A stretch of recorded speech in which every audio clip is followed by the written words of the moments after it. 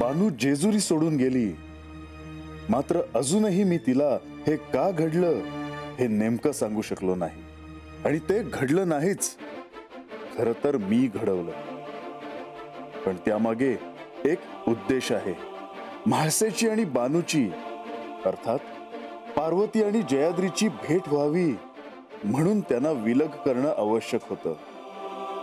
बानूने आता माझी भक्ती न करता म्हाळसेची भक्ती केली तर काही घडू शकेल.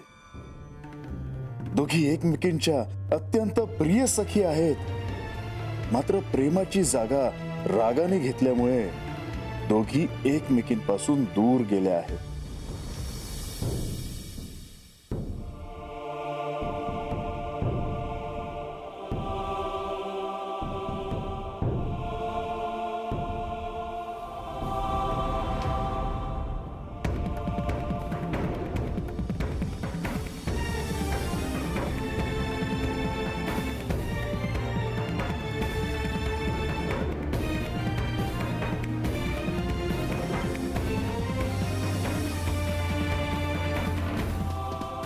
तुम्ही असे एकटेच का बसला आहात? बरं झालं तू आलीस.